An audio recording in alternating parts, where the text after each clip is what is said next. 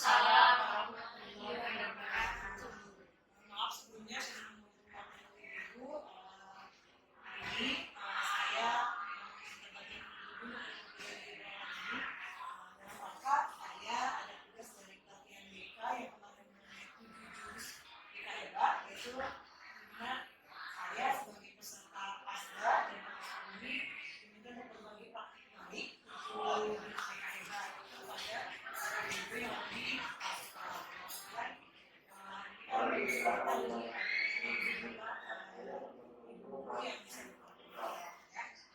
maksud tujuannya adalah di sini memang tujuan dari kemarin pelatihan adalah menciptakan lingkungan sekolah aman, nyaman dan berlindung.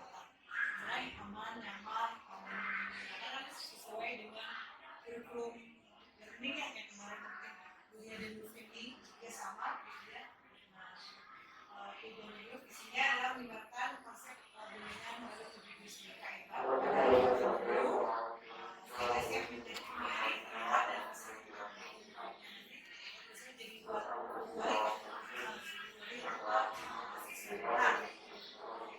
sebenarnya ada juga namanya pakai jinglenya ada lagunya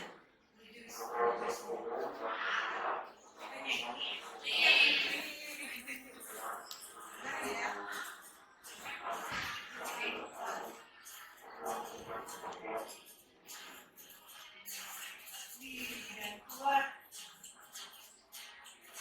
menghidupi lingkungan sehat bersama mencipta dan bersama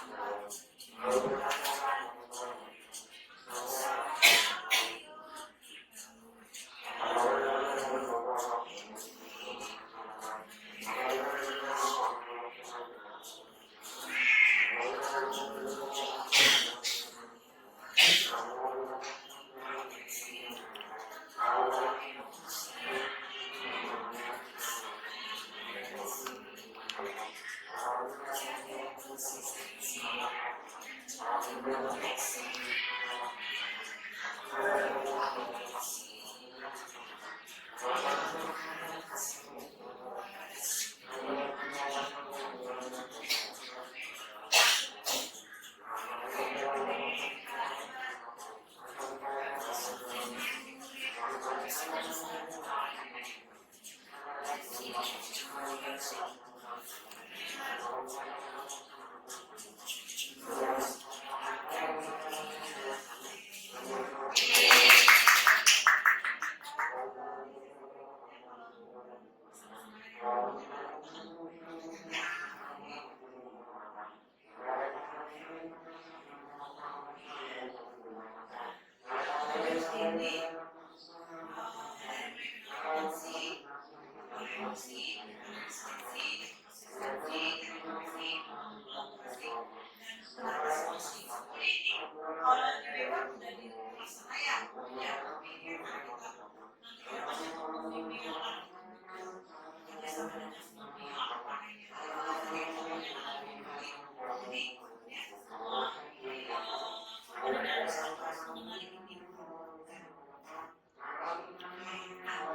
sebelumnya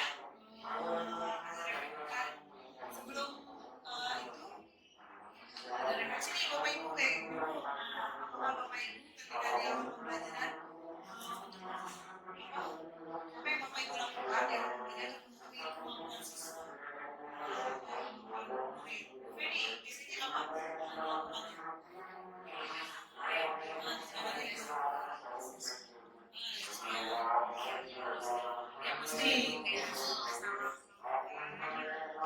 Kalau secara umum kan yang saya ketika PDP yang dia bisa dilihat dari hasilnya, itu kita juga bisa memiliki aplikasi PDP yang asesmen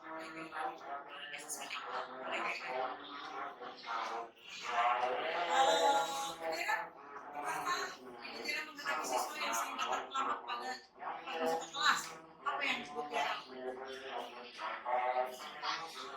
Tanya dulu. Oke.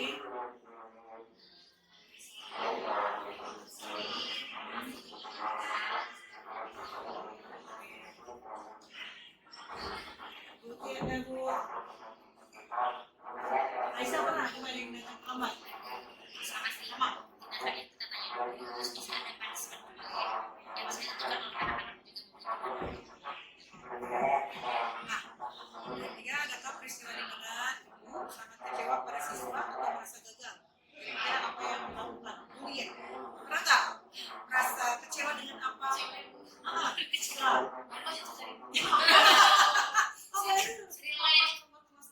Oh gitu. itu ada cerita EBG BG.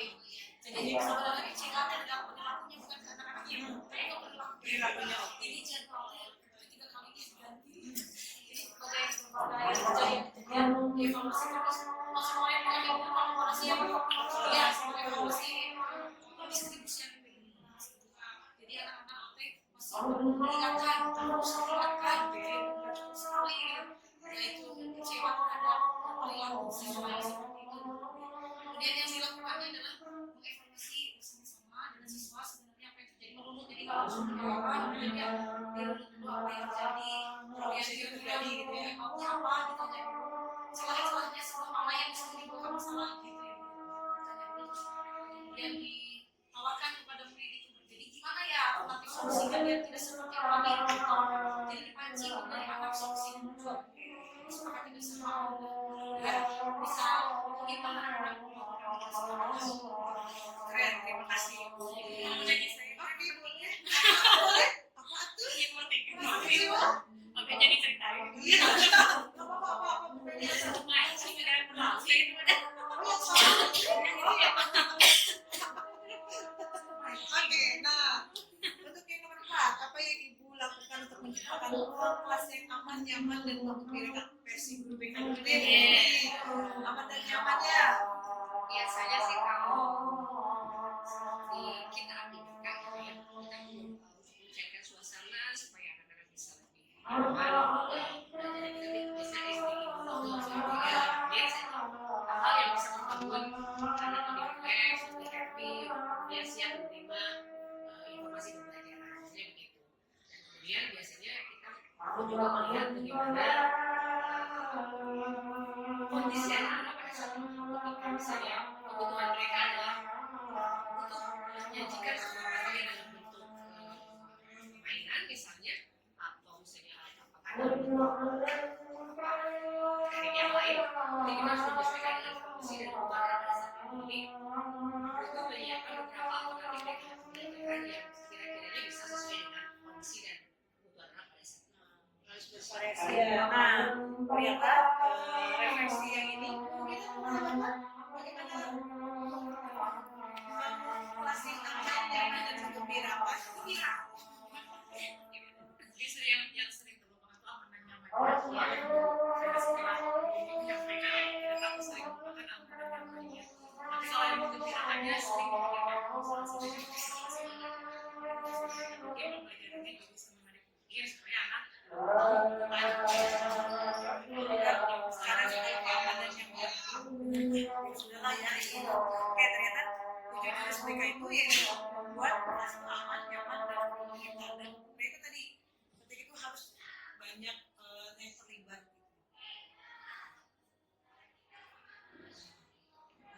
Ternyata untuk jus pertama yaitu kenali potensi. Nah itu tadi yang dilakukan oleh kita baik guru BK maupun guru MAPA kan selalu mencari data dulu ya kemampuan anak di awal gitu tadi tes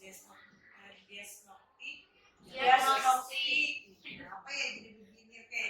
Nah itu juga kan ada yang PBB, kalau kita juga ada yang ada tesnya juga gitu. Nah, mereka di ini juga ada beberapa yang jurus ada yang pakai gaya belajar, ada yang gesek dari minat kami, dan juga yang kecerdasan penuh gitu. Nah, ini yang dikenali potensi yang di jurus mereka yang pertama itu ada aplikasi Aku Pintar. Nah, maka ibu-ibu dicek di handphone, coba klik Aku Pintar. Nah, itu bisa nanti digunakan di browser aja. Ya, yang bawa handphone boleh di Aku Pintar. Itu bisa nanti di situ tes gaya belajar ya. ada tes gaya belajar nanti di situ, dan ada yang minat kali, ada kecerdasan majemuk gitu. Nah, ini juga nanti kalau misalnya ini bisa direkomendasikan untuk nanti mencari tes awal untuk anak-anak. Nah, tadi kan yang tadi kata Bu Budi juga, ketika pembelajaran harus menyenangkan, disesuaikan. Nah, ini juga nanti disesuaikan dengan gaya belajar anak-anak. Gitu. Jadi kan nggak monoton atau itu ceramah, bukan kalau ceramah Bu, berarti yang apa? Yang audio ya, yang lainnya enggak gitu ya. Nah, itu. Jadi pertama yang paling pertama adalah harus kenali dulu potensi. Apakah Bapak Ibu sudah mengenali gaya belajarnya? Kalau Ada dia tes awal itu ya. nah kalau kuliah Memang diri sendiri. diri sendiri. Nah, nanti bisa ini nanti kalau untuk mengeceknya boleh menggunakan gaya belajar itu. Nanti ketahuan tuh di Aku Pintar di situ ada pertanyaan-pertanyaan, nanti ada gambaran hasilnya gitu. Di situ nanti ada dijelaskannya gitu. Itu nanti boleh ini kita gunakan ini ya di aplikasi. Yang kedua adalah kelola emosi. Di sini juga ada roda pilihan, ada pengendalian emosi. Nah, tadi kan di referensi pertama ketika anak lambat bawaan itu biasanya kalau yang itu emosi ya, tapi kan kita nggak mungkin langsung marah-marah kayak tadi dia ada permasalahan yang MBG distribusian ada permasalahan gitu. Nah, itu harus ada kita bisa mengelola emosi diri kita dan anak-anak juga ya. Nah, biasanya di dalam itu juga ada tanya, terima, amati, nikmati, dan aksi. Ini di game juga bisa jadi game. Mungkin nanti kalau misalnya di beberapa rasakan gitu. Sebenarnya kalian banyak games-games jadi atau emosi. Jadi emosi anak juga selain dari potensial. Sudah mendengar resiliensi? Resiliensi adalah bangkit kembali setelah menghadapi kesulitan. Yang tadi merasa gagal, kecewa, ini kan kita manusia banget dong. Ketika ada masa-masa gagal, kecewa, gagal. Ini juga ada kaitannya dengan sejarah, adaptasi, belajar dan terus misalnya kayak kemarin kan anak-anak pembagian tugas tadi lagi kalau baca itu tugasnya apa? Kecewa, nah ini kan cara supaya membangkitkan lagi anak-anak supaya bisa semangat lagi belajar. Nah, di sini ada yang growth mindset, itu yang pemikiran berkembang. Ya, di Indonesia gitu. Merangkai kata-kata yang memuaskan untuk menciptakan lingkungan yang kuat.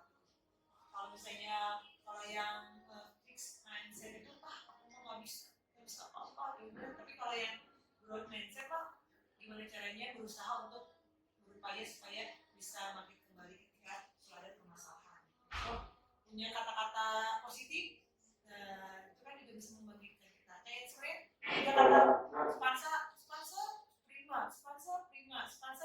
juara, itu kan juga sebenarnya masukkan bukan resiliensi gitu supaya dia prima dan nantinya juara.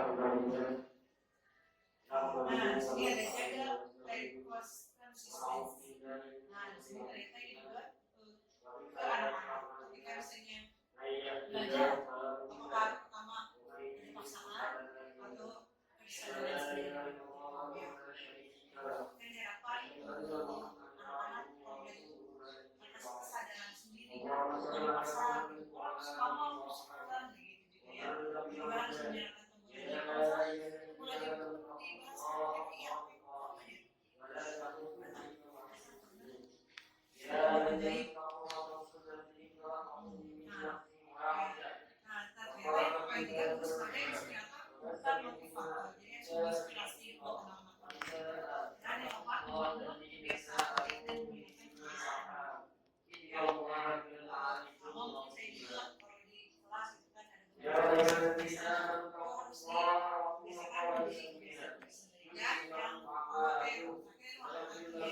Kalau itu kayak tadi, yang misalnya kalau misalnya ya ruangan kelas itu aman, nyaman, dan berarti semua komponen yang ada di kelas itu kita harus melakukan hal-hal yang baik, tapi harus dilakukan dengan konsisten. Kebiasaan-kebiasaan baiknya harus konsisten. Nah, ini dari kondisi ini dari kondisi itu kalau ada masalah bukan hanya dilakukan oleh guru saja atau oleh kelas saja, tapi semua tapi ada masalah mereka ngapal kalau ada masalah berkolaborasi sama kamu ada guru kalau saya tergantung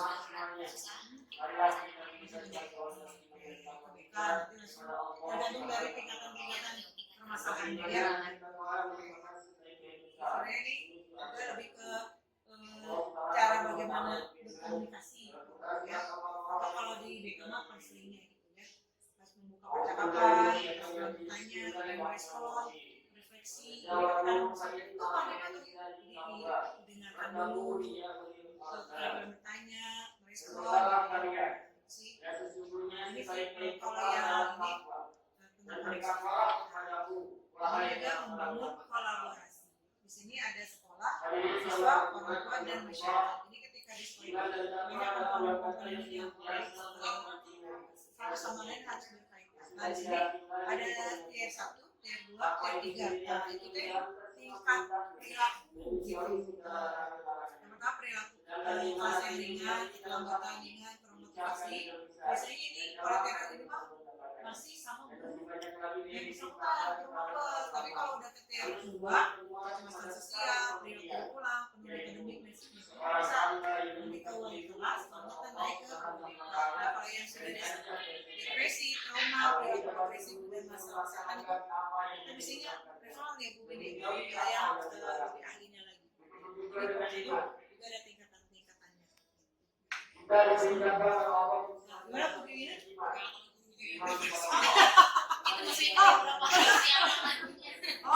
Itu kan ini ke bagian kurikulum dulunya Bu. Kalau kan ke rumah, nanti ke kepala sekolah itu juga ada ya. Begini kita harus bahagia. Harus menggembirakan. Iya, harus menggembirakan. Nah, oke, nah ternyata di sini yang terakhir menata situasi. Katanya aman itu aman dari kekerasan, dari dampak online juga mungkin media sosial dan dari bencana. Kalau dari kekerasan apakah sekolah kita sudah aman dari kekerasan?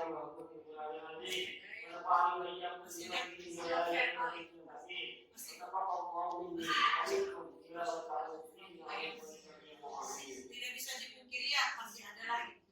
Kalau anak online di media sosial masih ya anak-anak kasus. Oh ya, bikin stiker. Iya benar. Musisnya juga ada emoticonnya.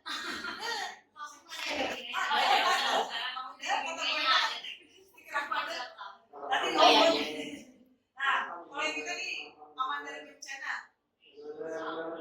Ya, mudah-mudahan dengan kondisi begini, nanti mah ada pintu darurat ya. Iya.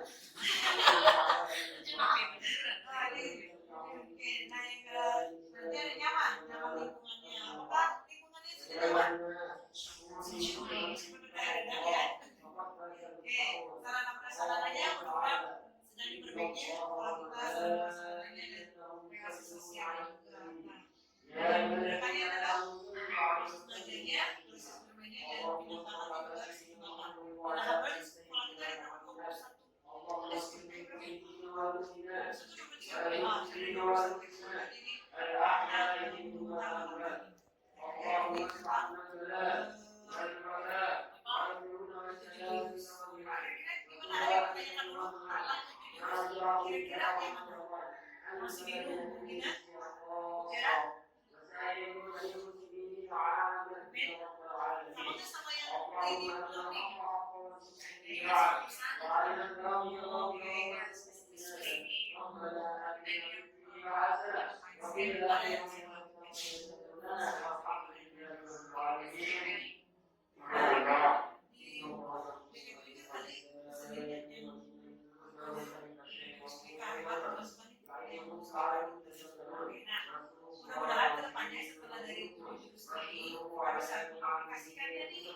Jadi pembelajaran ABK ini dari 7 jurus guru hebat, jurus apa yang ingin Ibu Windy pelajari itu tidak? Karena melihat situasi perkembangan saat ini, saya lebih ingin membuat anak bisa lebih membuka resiliensi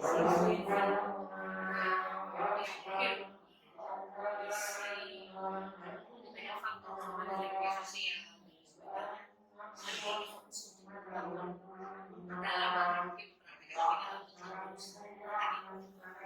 resiliensi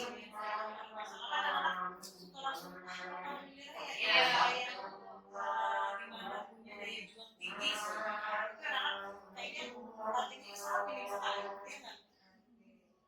Kalau Bu Lia, mana jenis mana yang mau lebih perdalam lagi kalau Bu Lia dipelajari lebih lanjut? yang tadi Bu, suasana mengendalikan Situasi yang aman memang dan menggembirakan. Nah, apa yang akan Ibu lakukan untuk menerapkan 7 BK hebat? Bu Resa, apa yang akan dilakukan untuk menerapkan 7 jurusnya? menerapkan jurusnya ya. Sebenarnya ada dari 7 jurus itu, aku tuh pengen sekali kenali potensi anak. Dia sesuai dengan bakatnya anak itu sendiri di mana, mencari caranya. Mungkin kenali potensinya dengan bisa tadi ya tes diagnostik, tidak hanya bertanya, mungkin dites juga mungkin ya keahliannya barangkali nanti kemana, seperti itu sederhananya. Benny, poin 2. Pertama mungkin Bu mencari apa saya dari Bu Siska gitu ya, tentunya referensi yang lain gitu ya baca kembali, kemudian ya jurus BK ini bisa kita aplikasikan Bu di kelas saya mungkin salah satunya selain tadi meningkatkan resiliensi seperti ini satu lagi adalah emosi ya karena hanya selain kita anak-anak bisa mulai emosi, saya pun sebagai guru harus tentunya mengelola emosi. Akhir-akhir ini emosi terutama di kelas 7 kadang ada suara saya tiba-tiba tinggi gitu jadi mulai sendiri juga penting gitu ya saya rasakan dalam suasana hati kita baik ya kan anak juga bagus gitu feedbacknya belajarnya bagus tapi kalau suasana hati kita sudah tidak baik dan bawaannya ini anak-anak juga ternyata ini gitu tidak bisa itu juga jadi sepertinya omongan Ada koneksi. ya kalau koneksinya bagus ternyata ini bagus. Baik, terima kasih ibu-ibu yang soleha, terima kasih. Mungkin itu saja paparan singkat tentang 7 jurus BK. Sebetulnya kalau waktu singkat Pak, kulit yang bang seperti ada nanti begini aja bahwa kita ini sangat bagus sekali buat kita semua gitu menghadapi situasi anak-anak yang zaman sekarang yang sangat kompleks buahannya dengan permasalahannya. Jadi justifikasi sekali untuk masalahnya hari ini saja apa yang kita diskusikan hari ini sebentar tapi tadi mudah-mudahan bisa diaplikasikan di proses pembelajaran ibu-ibu di program bahasa Inggris, Bu Raisa, seni budaya, Bu Gina IPA, Bu Lia Matematika, Bu Tiara dan kita BK juga bisa mengaplikasikannya di kegiatan pembelajaran. Mungkin itu saja dari saya. Terima kasih. Wassalamualaikum warahmatullahi wabarakatuh.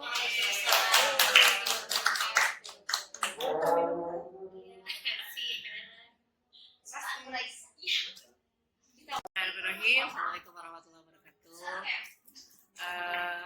Alhamdulillah setelah mengikuti kegiatan apa ini namanya ya diseminasi dari materi pelatihan yang sudah disampaikan oleh Ibu Siska, setidaknya buat saya pribadi sebagai guru BK mengingatkan kembali, menguatkan kembali konsep-konsep tentang pelayanan BK. Artinya jurus-jurus 7 jurus yang tadi dibahas di materi diseminasi itu perlu dilakukan dengan lebih terstruktur lagi, lebih mendalam lagi, dan terpenting adalah memberikan efek yang positif untuk anak-anak terutama. Dan ketika ini didiseminasikan juga bersama teman-teman dari guru-guru yang lain, dari mapel-mapel yang lain, setidaknya ini juga akan memberikan satu penguatan lain, memperkaya bentuk pelayanan BK untuk anak-anak kita dengan melibatkan guru-guru mata pelajaran, gitu ya. Artinya kerjasama kita, kolaborasi kita antara guru BK dengan guru mata pelajaran ataupun dengan wali kelas dengan guru-guru yang lain itu akan menjadi sebuah bentuk kerjasama yang lebih erat lagi, sehingga pelayanan kita kepada anak-anak kita dalam memberikan pelayanan BK itu diharapkan bisa menjadi lebih optimal. Itu saja. Terima kasih, mudah-mudahan bermanfaat dan bisa lebih memperkaya hasanah kita dalam memberikan pengayaan atau memberikan wawasan yang lebih luas untuk bekal anak-anak kita. Itu aja. Terima kasih. Assalamualaikum warahmatullahi wabarakatuh. Assalamualaikum warahmatullahi wabarakatuh. Perkenalkan, saya Feni, guru mapel yang mengikuti kegiatan diseminasi 7 jurus BK hebat yang disampaikan oleh Ibu Siska Rahmawati MPD. Pertama, saya merasa sangat bersyukur dan juga alhamdulillah ya bisa mengikuti kegiatan diseminasi ini karena tentunya sangat menambah wawasan dan pengetahuan saya. Meskipun judulnya tentang 7 jurus BK hebat, tapi ternyata tidak hanya diaplikasikan untuk guru BK saja, tapi saya pun sebagai guru mata pelajaran dan wali kelas tentunya harus mengetahui ketujuh jurus ini. Tadi telah disampaikan oleh Ibu Siska ketujuh jurus tersebut dan juga bagaimana aplikasinya. Tentu ini satu hal yang sangat luar biasa untuk saya, memberikan banyak pengetahuan dan tentunya sangat membuka mata saya gitu ya, maksudnya menambah bahwasanya saya pun harus menerapkan ketujuh hal ini dalam kegiatan pembelajaran saya, dan tentunya kedepannya ini salah satu hal yang sangat berkaitan dengan bagaimana pendidikan berpihak kepada murid. Jadi 7 jurus BK ini tidak hanya untuk guru BK tapi juga untuk guru mata pelajaran dan wali kelas yang seharusnya juga mengetahui dan dapat mengaplikasikannya. Terima kasih dan semoga insya Allah hal-hal seperti ini bisa terus menambah pengetahuan kita dan tentunya bermanfaat. Terima kasih.